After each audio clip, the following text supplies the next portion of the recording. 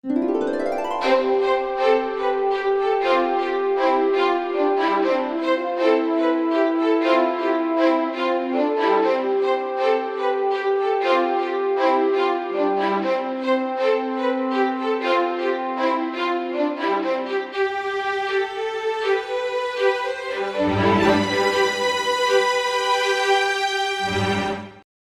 I'm Frank Caruso, producer of Oregon Life, and welcome to a brand new episode. Now, I'm taking my glasses off because someone asked me to take them off, so here I am without my glasses. This is a great episode. I'm sitting down at the UW-Madison Terrace on one of those iconic chairs, and I'm thinking, where are these made? Well, wouldn't you know it? They're made right here in Oregon, Wisconsin.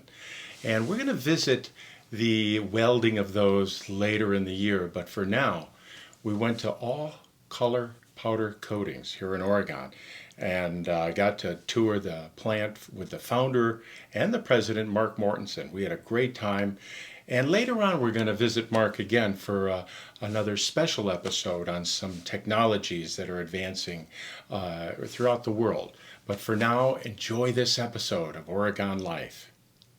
Hello, I'm Mark Martinson, president and founder of All Color Powder Coating in Oregon here.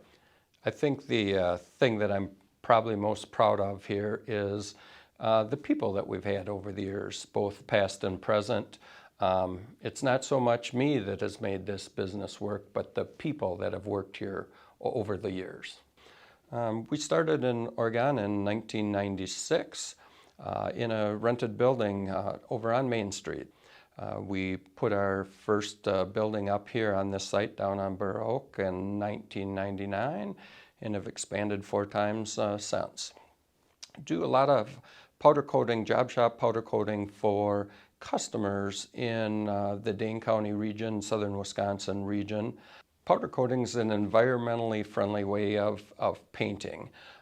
We use a finely ground powder, which is basically plastic resins and pigments that we spray onto a grounded part. Although you can use powders on different substrates, the primary use is on metal substrates to prevent them from rust and corrosion.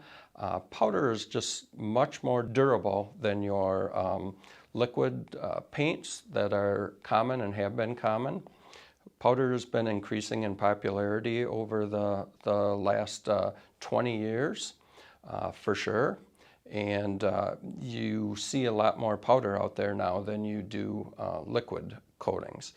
The process for powder coating involves taking the completed part, the metal part, washing it, getting it dry, and then electrostatically applying the powder. Basically, the powder gets charged with an electrode at the end of a gun, similar to you'd see with your liquid painting, and it forms a cloud of powder that's got a static charge to it.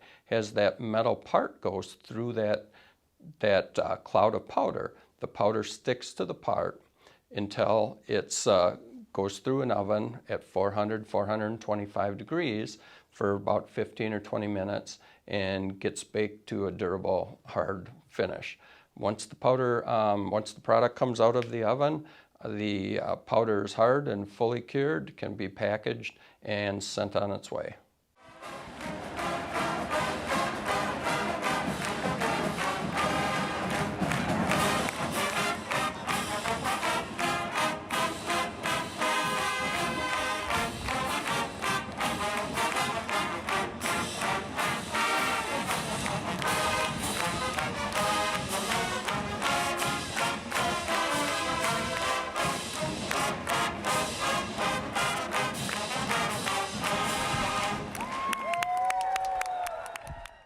Okay, what you're seeing here is the washed and dried chairs coming around, cooling off, and getting ready to go into the powder booth.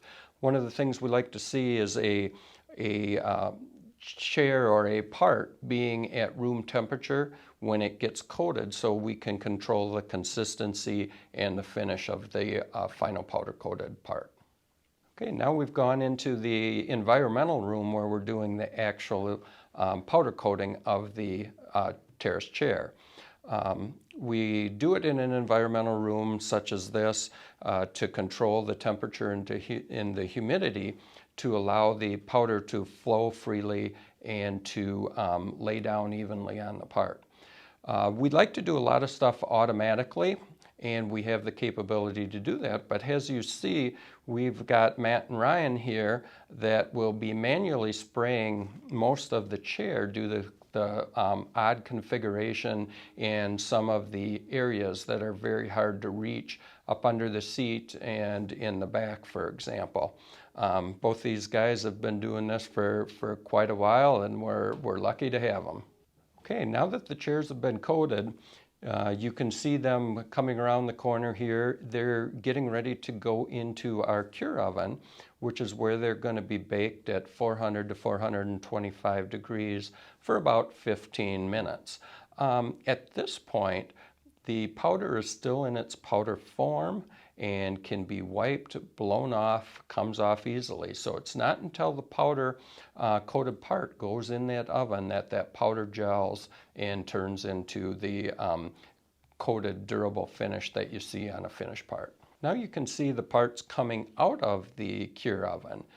When they went in, you maybe noticed that they had a dull powdery appearance. But when they come out, that powder has now melted and it is cross-linked to the metal substrate, and that gives you the durable, hard, shiny finish that you're used to seeing from a powder-coated part. Basically, all that's left is to allow them to cool down so they could be handled safely and packaged up for the customer.